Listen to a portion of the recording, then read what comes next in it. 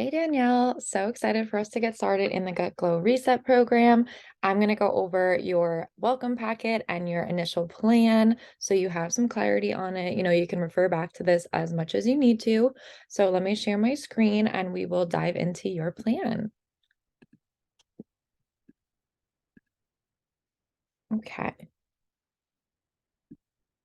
All right, so this will be in your document section. Definitely, if you have not done so already, watch the welcome video that's in your program modules and read that welcome PDF as well. Join the Facebook group, which I will link as well in your roadmap.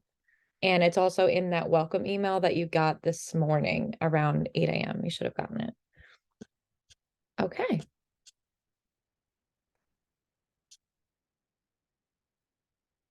So this is just a little bit about healthy. Let me know if you have any questions about posting. You're in your journal. You can log your food, your symptoms, your water intake. When we talk about your water goal today, you can really log as much as you want. And the more that you log, the more you're going to get out of it, the more I'll be responding to you and giving you constructive feedback. You'll also be getting notifications throughout the program to fill out your bi-monthly reflection forms, to fill out your gut symptoms audit. You'll be getting actionable, encouragement from the Facebook group with your, your Monday goals, your Friday wins, and questions to ask ahead of time before your group Zooms. The group Zooms will be twice a month. The first one will be next Wednesday night at 5 p.m. Eastern time. So definitely come with questions. So let me know if you have any questions when we're discussing this over the next week. Let me know if you have any questions about healthy in general. But it's pretty straightforward, pretty user friendly. This is your health vision form that I'm going to request from you next week towards the end of our onboarding week. So stay tuned for that. And I just wanted to chat a little bit about how we are what our bacteria eat. So the foods that we feed our gut are information for our microbiome. So a lot of the things on the right-hand side are health promoting and improve our gut microbiome, feed those good gut bacteria. So things like prebiotics, which are those food for good bacteria, probiotics, which are ingesting the live cultures, right? Fermented foods, fibers such as veggies, fruits, nuts, seeds, all those fibrous foods feed our good bacteria, those lactobacilli, those bifidobacteria that make up the majority of our good commensal bacteria in the gut.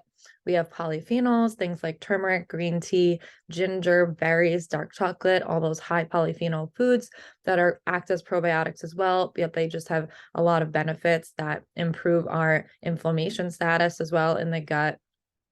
We know resistant starches are great. We'll dive a little bit more into those with the program. Fermented foods, like we said, herbs and spices. So all of these foods that are functional, that feed our good gut bacteria, they improve our short chain fatty acid production, which is a beneficial metabolite. There's propionate, acetate, and butyrate.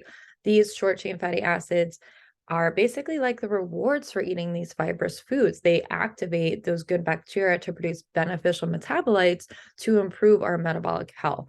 So if you see when the gut can be thrown off with SIBO dysbiosis, that impairs your metabolism and that influences weight loss resistance. So by us addressing your gut health and the imbalance in the gut, we're going to basically be able to improve your metabolism because you're going to be working kind of smarter, not harder. We know that it improves lipid metabolism. So the way our body stores fat, kind of what I was just saying, that's going to improve your metabolism overall, improve your gut inflammation. We know that CRP was a little bit high for you. We're going to improve that immune system health and improve insulin sensitivity. But it does seem like your glucose was pretty good, which is great. And then we have some things that can negatively alter the gut on the left-hand side. So excess sugar, excess saturated fat, like conventional red meat, processed meats like pepperoni, ham, salami, cold cuts, all those things. Artificial sweeteners like aspartame, Splenda, they can negatively affect the microbiome. Antibiotics, definitely the biggest offender when it comes to the microbiome health. So the more that we take antibiotics throughout our life, the less and less our good bacteria thrive and the less diversity of bacterial species that we have. We also know that PPIs and antacids can play a role here. I think that wasn't the main cause for you, but it was part of possibly the gradual picture of how SIBO developed, being on those for 1 year as well. And all these negative factors, we don't want to label foods as good and bad, but it's more of a spectrum, right? Like about how much of each things are we eating, right? So we don't really want to promote a diet that's super strict and only, make creating food fears, thinking that you're going to harm your microbiome, but it's about more of what we're eating on a daily basis. We'll talk about the plate method and the balanced meal formula that's going to help you basically bulk up your plate with fiber and non-starchy vegetables to kind of mitigate the effects from the other things that we're eating.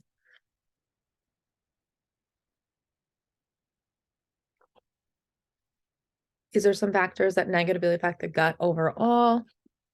So definitely take a look at that. And this is just discussing the 3 phases we're going to go through. So I'm recommending for you a short-term elimination diet that's going to help suppress your symptoms, suppress the immune system that's really heightened in the gut right now, really get those SIBO symptoms under control. And at the same time, I'm recommending a specific supplement plan for you that's a little bit stronger slash a little bit more evidence-based than what your functional medicine doctor put you on. So I'll be sending you that as part of the program. So we're going to be addressing root cause issues while using this short-term elimination diet. And then we want to reintroduce foods in a structured way, assess how you're doing with certain FODMAPs, which are those fermentable carbohydrates that are so difficult to digest with SIBO. So the goal is that then we're going to be expanding your diet to achieve long-term diet diversity because, we really just want your gut to be able to be resilient and strong and handle anything that you eat without symptoms. So that's the long-term goal. So the 4 R's, I'm not sure if you've heard about this from your functional medicine doctor, but we really want to focus on these because it helps us create the structured pathway. So we want to reduce those fermentable carbohydrates to limit the fuel that the bacteria in the small intestine have to feed off of and ferment. And that fermentation is what causes that gas production, bloating, and altered bowels, that pain that you get. So just looking again at your stomach, your gut health symptoms audit. So I know you said you got the gurgling a lot, the distension, the lower abdominal pain. All that right now is because those FODMAPs are being fermented due to that gut imbalance with the SIBO. So then we want to work on removing that elimination, that we're going to eliminate that overgrowth of bacteria and at the same time improve dysbiosis in the large intestine. So we're going to use this evidence-based herbal antimicrobial combination of two. If you're, I think it'd be good for you to wait to do the SIBO test again. That would be my recommendation, is take what I'm going to be sending you and then ask your doctor if you can wait like 4 or 5 weeks for you to take that and then retest, because it seems like you still have symptoms. So I wouldn't recommend retesting right now if you already have overt symptoms still, because it might just be a waste of money. For me, I would want to wait until you were pretty almost symptom free and that you're kind of just using the SIBO test as a confirmation that it's gone. So that would be my recommendation about the retesting. We also want to repair the damage to the intestinal lining, improve the integrity of the gut. We know that there is gut permeability with SIBO, so that will be a focus of in the program, a focus of intervention. We also want to restore the motility of the GI tract. Yours seems to be pretty good, which is great. So it doesn't really seem like you have strong MMC damage at this time. MMC is that migrating motor complex in the small intestine. So that seems to be pretty good. So that's a good sign. And we're going to work to make sure we're restoring all of your beneficial bacteria with different probiotics recommended throughout the program. So I don't believe you're on a probiotic right now, which is good. You are on iron. You're on vitamin D. Okay, just checking again. Okay, so current weight around 180 pounds. I did list here your ideal body weight based on your height, but I think an initial healthy goal for you, and that's going to be a sustainable first goal, would be around 160. And that may be something, again, we're going to really focus on gut healing, but as we're focusing on gut healing, that's also going to improve your metabolic health, which then in turn improves your weight loss efforts. So we kind of, again, want to work smarter, not harder, more focus on gut healing and nourishment because you do have some nutrients that are altered due to SIBO. So we really want to focus on nutrient replenishment and optimizing those digestive checkpoints that are kind of sluggish. And especially with, SIBO, we want to make sure all like your stomach acid, your motility, all these things are optimized. And especially like your bile support, since you don't have a gallbladder, we want to make sure that you're getting some bile support for at least temporarily to make sure you're digesting all of your macros.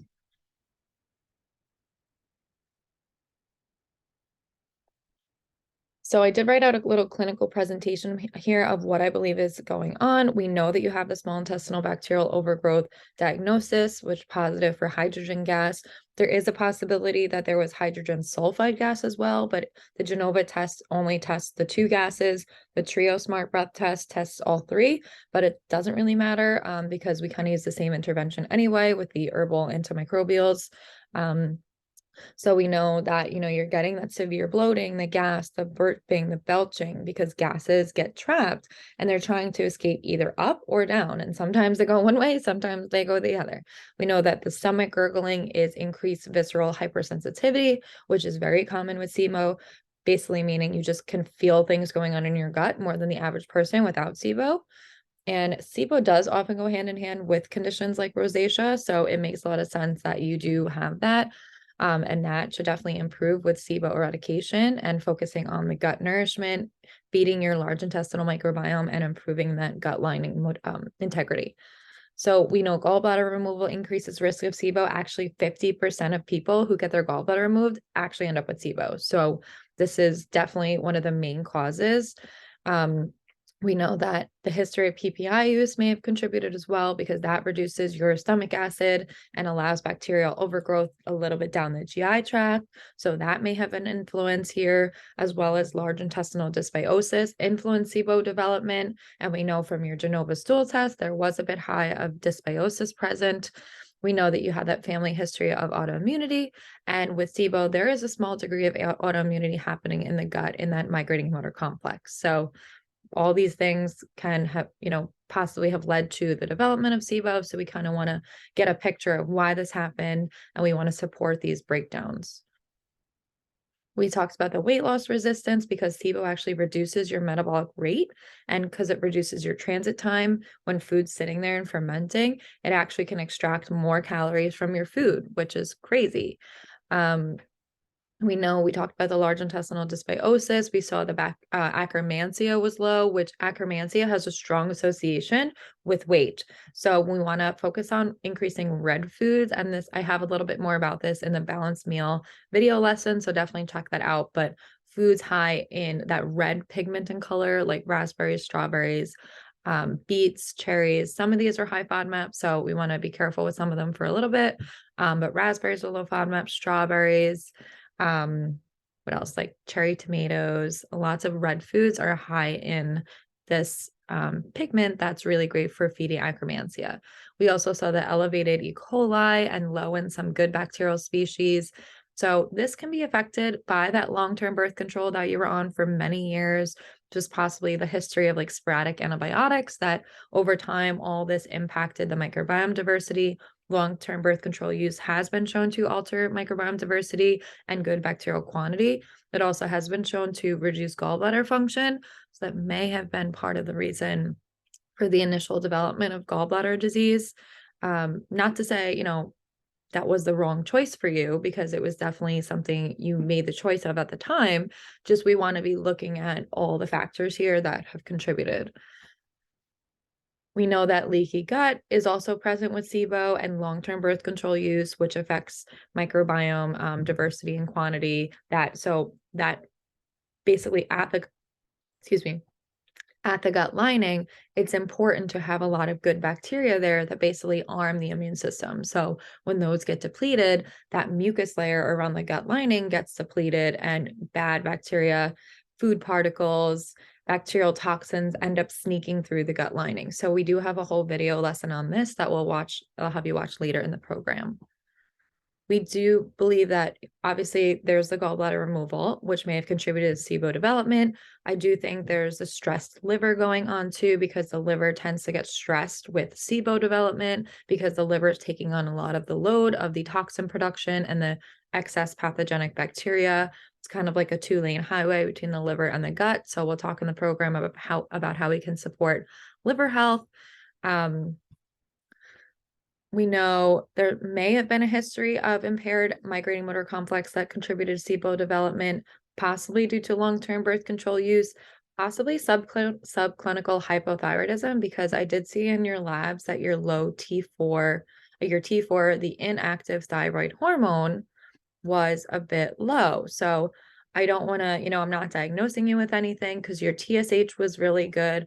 I would just say to recommend to test out your free T3, which is your active thyroid hormone, and your TPO antibodies for testing for Hashimoto's. I know you said you did have a family history of Hashimoto's, so it would be good for you to rule that out. Let's see. Yes, you said, oh, maybe you didn't say Hashimoto's. Oh yeah, no, you said multiple aunts have thyroid disease, so that can be genetic as well. So I'd be curious to know if your aunts have Hashimoto's or they just have hypothyroidism. So Hashimoto's causes hypothyroidism, which is Hashimoto's is an autoimmunity against the thyroid. So I would just suggest getting these tested so we can rule out any other thyroid involvement. But that would trigger me to think, okay, like maybe you're having some low active and inactive thyroid hormone that we need to support to make sure SIBO doesn't happen again, because the sluggish thyroid will slow down the gut, and that creates an environment where SIBO can develop. So I do think there's also some adrenal stress going on due to chronic stressors on the body with SIBO and dysbiosis.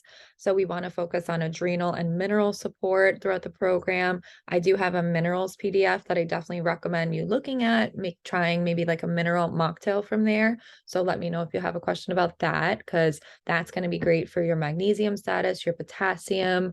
Let me check your level here.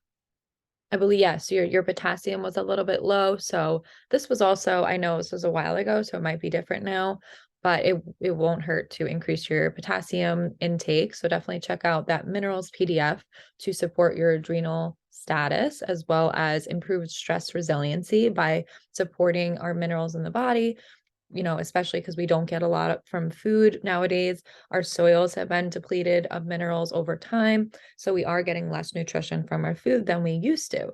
So finding ways through some drinks and coconut water and pineapple juice, not guzzling things like this because they do have sugar, but making some mineral drinks can be supportive to that adrenal dysfunction and kind of telling your body it's okay, it's safe, because your body might be in a state of fight or flight from all these GI issues. And we know that there's altered nutrient status. We know that in your labs, you have low iron, low ferritin, low B12, low B6, elevated folate, and low vitamin D. And almost all these are related to SIBO. So we really want to focus on nutrient replenishment, nutrient reabsorption, improve your absorption of your nutrients that you're getting from your food. And we'll talk about certain supplements that can help with that as well. These are just some more testing recommendations. I would recommend you do see a regular GI doctor as well, just to rule out some more serious gut disease like IBD, like Crohn's, or ulcerative colitis. Rule out food allergies. Unless you've already done this, let me know. Definitely recommend ruling out celiac disease, because we do see higher incidences of SIBO and IBS with things like celiac. I would recommend getting a fecal calprotectin level, which is a marker of inflammation in the gut, which can be done as a stool test instead of going for kind of a more invasive test first, like a colonoscopy. So that may be something you're willing to do. Let me know. Maybe you can get a referral from your primary doctor. And these are just some of those extra follow-ups from your primary doctor. The TSH, the full thyroid panel, T3, T4, TPO antibodies, and a full iron panel, because I believe some of the iron levels were not done, like TIBC, UIBC, transferrin, and iron saturation. I would also recommend getting your cholesterol levels done and your lipids. So we see that, that would be an impact of the liver, and see how it's being affected with how your liver manufactures triglycerides, cholesterol, and we want to see how SIBO is impacting these lipids. We saw B12 was low, B6 was low, your CRP and sedimentation rate were high. So we know that there's elevated systemic inflammation.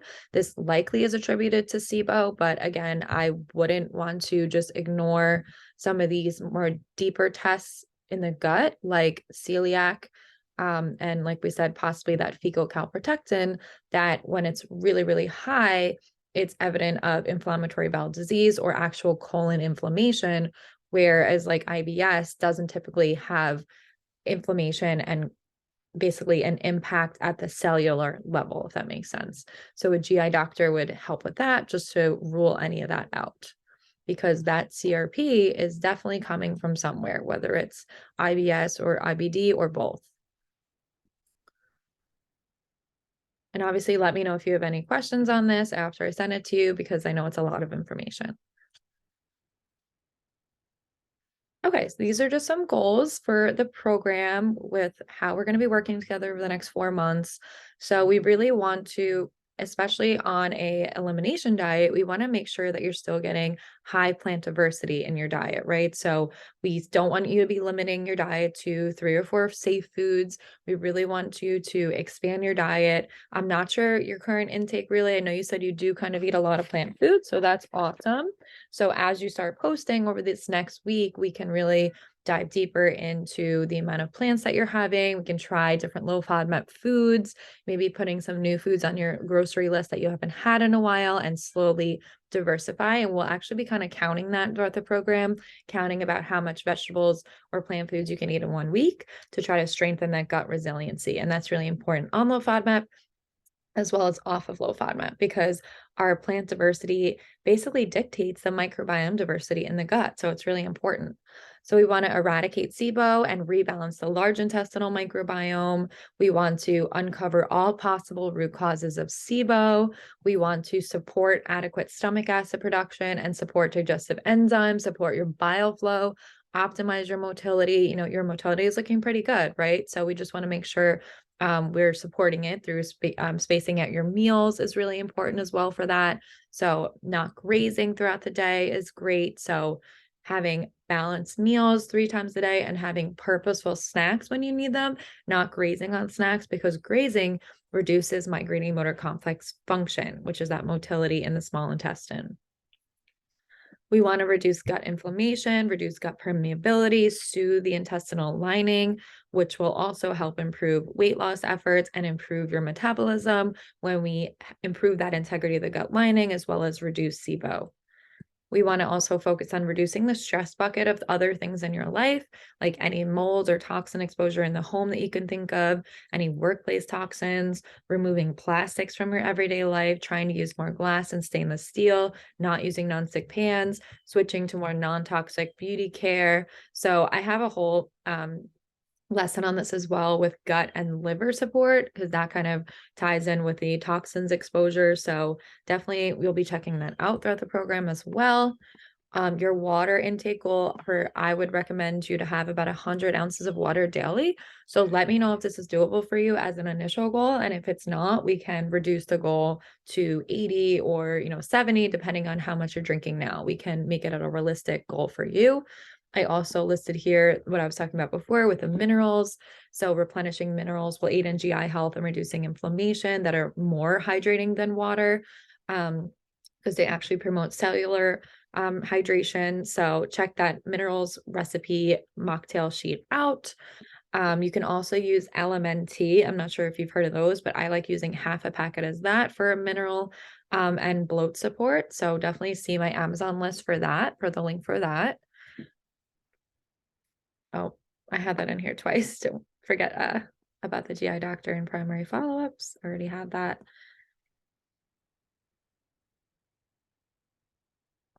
Okay, so what we're going to be going forward with, if it sounds good to you, is the low FODMAP short-term elimination plan for 5 to 6 weeks or more as needed to help reduce your symptoms. We just really want to be seeing that strong symptom reduction in conjunction with taking the new antimicrobial regimen that I'll be sending you.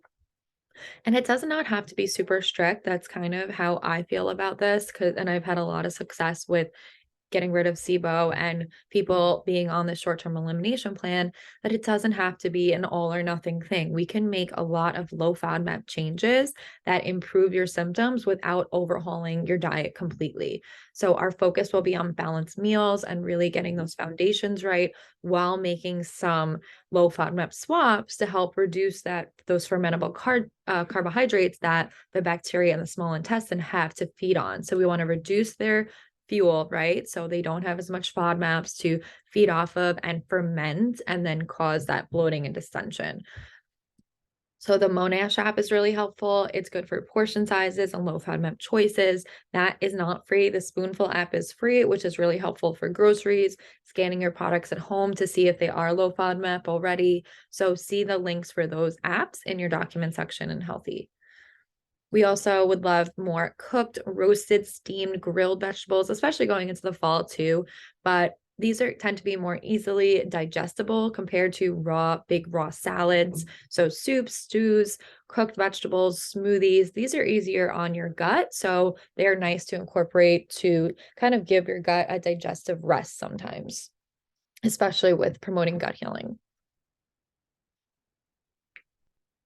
We also want to add in some low FODMAP soluble fiber to kind of bulk up your stools and create more formed bowel movements daily. I know you said you go kind of multiple times per day and it's very mixed in consistency. So we really want to help improve that bowel formation. So things like flaxseed meal, chia seeds, and psyllium husk. Psyllium husk you can get at the grocery store or it's on Amazon, and it is on my Amazon list as well.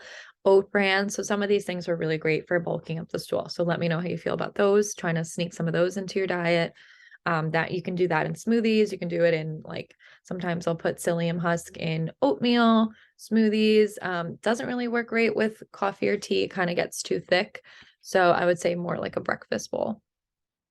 Post birth control support. So we want to focus on adequate nutrient replenishment, especially with SIBO. So we'll recommend a good quality multivitamin and vitamin D. Well, I think actually you were taking vitamin D already. So that's, you can keep yours for now. We want to replenish the B vitamins. We want to replenish magnesium. So check out that minerals PDF for foods that are high in magnesium to help support that magnesium status, because birth control definitely depletes magnesium as well as vitamin D and B vitamins. We also want to focus on iron-rich low FODMAP foods because you had low iron, low ferritin, low hemoglobin, and low hematocrit. So grass-fed beef, iron fortified gluten-free bread, spinach, raisins, pumpkin seeds, and canned lentils. Excuse me, my coffee is causing me to have some burps. So I'm gut health dietitian, right? I'm burping with my coffee. Uh, um, so yeah, but I already see that you are taking iron. So I'm gonna check that one out, the Metagenics Phyto Multi. I typically like a grass-fed beef liver supplement for iron because it's a more natural form. So because I typically don't love to do synthetic iron with SIBO. So, but I do know, we definitely want to get those iron levels up. So maybe you're willing to kind of rotate those. So let me know. I'll show you my supplement recommendations in a minute. So foods high in omega-3s are really great. So things like hemp seeds, wild salmon, chia seeds, flax seeds, walnuts, avocado, about an eighth of avocado is a portion size. We also want to have anti-inflammatory herbs and polyphenols that act as prebiotics that feed the good gut bacteria, like turmeric, ginger, cinnamon, all the fresh herbs like basil, oregano, chives, dill. We also want to be looking for ingredient labels, looking at industrial seed oils like vegetable oils, sunflower, canola, soybean to improve our cellular health and metabolic health, help reduce that inflammation level, that elevated CRP.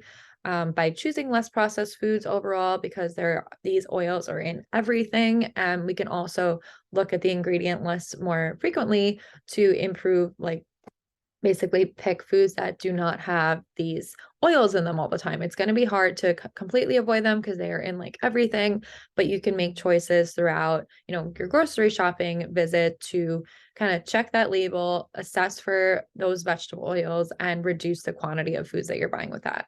That's why I do like that brand Siete. They made with avocado oil. Same with the Primal Kitchen brand dressings. They are made with avocado oil. I think their Greek dressing is low FODMAP. So we're going to use 3 balanced meals daily using the meal formula. So I'll have a picture of that, as well as I have a balanced meal PowerPoint lesson for you, which I'm going to ask that you watch this week. And we want to focus on avoiding skipping meals when you're bloated. I know that's tempting, but this can make bloating worse and reduce your digestive capacity overall and will delay healing because you're not getting enough nutrition to support that healing process. We also want to try to have 12 to 14 hours from dinner to breakfast to allow that migrating motor complex to clear out the small intestine. And because we don't want any food particles sitting in the small intestine overnight. We also ideally don't want the 2 to 3 hours before bed. We want that window kind of open. So then again, food's not sitting in the small intestine overnight. So, okay, some supplement recommendations for you. So I'm going to send you these 2 supplements to treat SIBO because I don't think those antimicrobials had full coverage of what you really wanted to achieve from the functional medicine doctor. And this is a well-researched, clinically studied combination. So I would recommend using this and then taking the SIBO test after you've taken this for like 4 to 5 weeks. So it's a gentle eradication over time. So let me know how you feel about this, about if you want to, ask your doctor if you can delay the test, because if you still have symptoms, you likely still have SIBO. So I don't know if it's worth spending the money until you feel a lot better. That's my opinion. So I also am recommending a bile, HCl, and pancreatic enzyme supplement with each meal to improve your digestion of macros, especially the fats with the history of the gallbladder removal, and that we have impaired fat digestion with SIBO and we have impaired carb digestion with SIBO. This will help improve your nutrient absorption. So you're actually going to extract more calories and not more calories, more nutrients, I should say, because calories, that's not really affected by HCl, pancreatic enzyme, and bile. So you're going to affect more nutrients out of your food. So that will help your SIBO healing that much quicker and improve your nutrient status in the meantime. It will also improve that upper stomach bloating, improve those symptoms initially. So you actually feel like you're digesting your food more, and it reduces the particle size of carbohydrates before it hits the small intestine. So you'll get less fermentation and gas and bloating.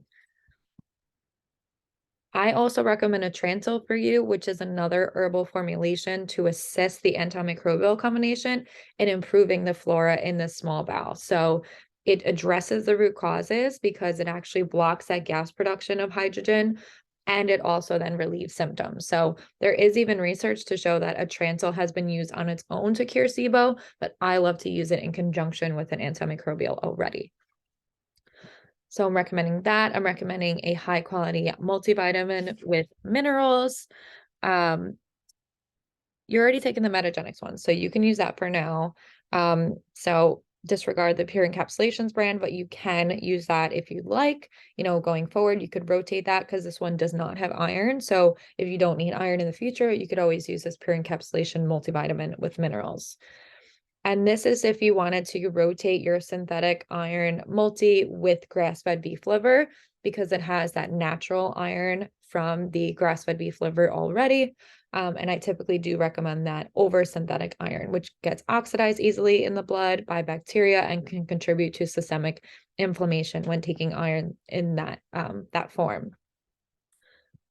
You don't need to get this vitamin D drops because you're already taking your Metagenics D, so that's okay. So initially then I'd recommend for you, I'm going to be sending you the 2 combination, the Biotics FC-Cytal and Biotics Dysbioside, and then I'm recommending for you to get from my supplement dispensary would be the enzyme support, a Transil, and the grass-fed beef liver if you'd like.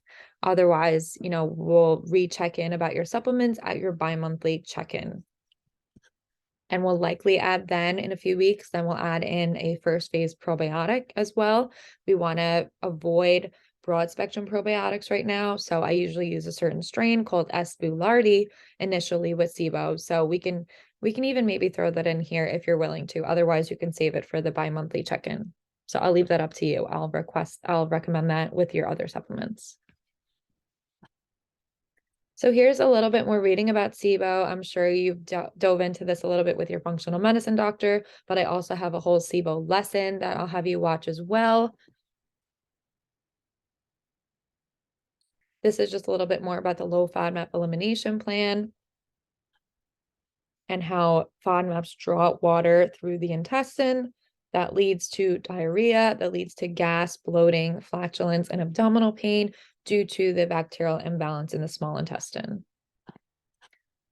This is just what I was talking about before with the phases, how we're going to do the short-term elimination diet. Then we're going to reintroduce them one at a time, one FODMAP group at a time to really assess your tolerance to each group. We'll use kind of like one food FODMAP to represent an entire group. And we'll kind of slowly increase the tolerance and work up to building up that tolerance again. And then the goal is that you'll have no restrictions, you'll feel so much better, and you'll have a long-term diverse diet without any symptoms. That's our overall goal. And this is the balanced meal formula. We got half your plate non-starchy veggies, a quarter whole grains, and a quarter lean protein, and a little tablespoon or two of healthy fats. So I have each one has an example here. These are all low FODMAP. So these are all free reign for you. So let me know if you have any questions about this. So you'll have the balanced meal lesson, which goes over this in more detail, as well as the low FODMAP lesson. So those are the two that I'd recommend you watch at least during your onboarding week this week, so we can chat if you have any questions about those. Okay, and these just dive a little bit more deeper into the balanced meal patterns and tips, balanced snacks daily, foods that naturally contain digestive enzymes to support digestion further. Then I also just dive into here, importance of a balanced breakfast, which I also talk about in the balanced meal lesson. But as you can see here, a high carb breakfast really will not be doing you any favors. So we definitely want to make sure for breakfast and all three meals and even your snacks, you never want to think to have basically like a carb only meal or a carb only snack. Because what we're doing here is this isn't a non-diabetic. It's spiking of blood glucose to 180, and that's possible in a non-diabetic. So we want to basically avoid this by having protein and healthy fats at our meal to minimize that blood glucose spike. So if we can reduce that glucose spike and we have an even spike, an even blood glucose curve throughout the day, we are mitigating inflammation, we're promoting improved insulin sensitivity, and we're promoting gut healing.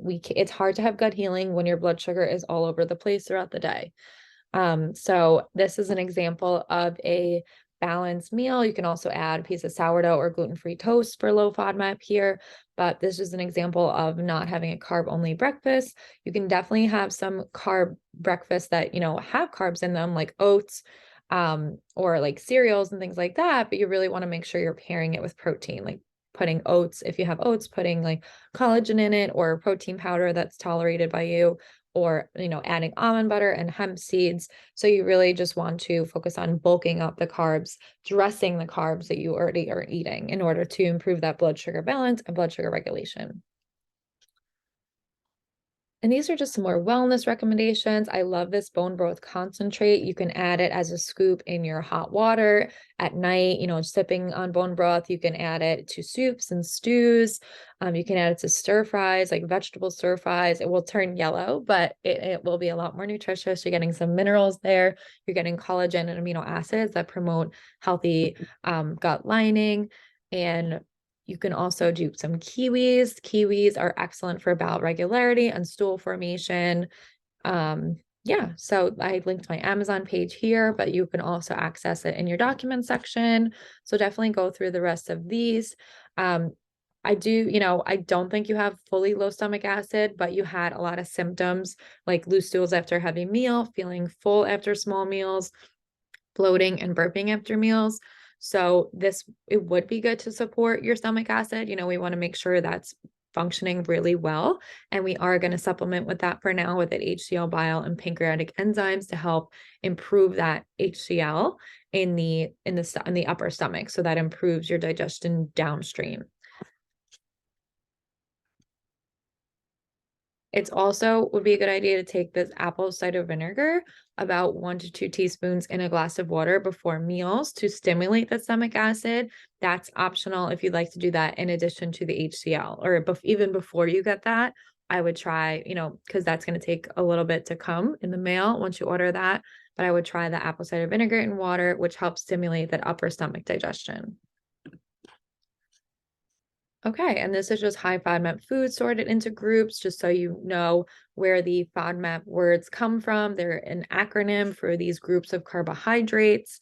So if you can see, like almonds fall into GOS group, cauliflower falls into mannitol, but a lot of these foods have mixed FODMAPs. So you don't need to get too, crazy about which food has which FODMAPs. A lot of foods and carbohydrate foods have mixed FODMAPs. They just sometimes fall into a group or category because they tend to have the most FODMAP, quantity of that food. This is how to make a low FODMAP meal. That's a well-balanced plate. Picking one from, it doesn't have to be one, but just building a plate based off of this little chart is really nice. And I'll be sending you, after you start journaling a little bit, I'm going to send you like a personalized sample plan with ideas and snacks based on what your typical preferences are. So we're not deviating too far from where you're at, and you can make slow and realistic changes. These are some examples of portion sizes of FODMAPs on the Monash app. So I'll be helping you with this in your journals as well. We'll be troubleshooting if you have symptoms. We can figure out, okay, was the FODMAP portion too high here? Was the FODMAP load for the entire day too high? So I'll be troubleshooting this with you in your journal. So you don't need to memorize these portion sizes, but if you're not sure about something, you can look it up ahead of time. Otherwise, I'll just be giving you feedback based on what you're posting this week and going forward in your food journals. These are some low FODMAP fruits and their portion sizes, which I recommend to always pair with a protein or healthy fat to promote blood sugar regulation. These are some of my favorite low FODMAP fibrous foods. So if you haven't had some of these in a while, or you have had them in small quantities, definitely you don't want to go from 0 to 100. So make sure to increase these in a slow and structured way so that you're not overloading your gut too quickly. These are some extra flavors that, because garlic and onion are high FODMAP, these are probably the two biggest offenders I see. So these are some other flavors and other seasonings that you can use that replace that garlic and onion flavor. So it'll help you kind of expand your palate as well with maybe trying some different things. You can use garlic infused olive oil, which is great. You can use a little bit of soy sauce or tamari, capers, citrus foods, mustard, olive. So all these things can be used as flavorings for meals.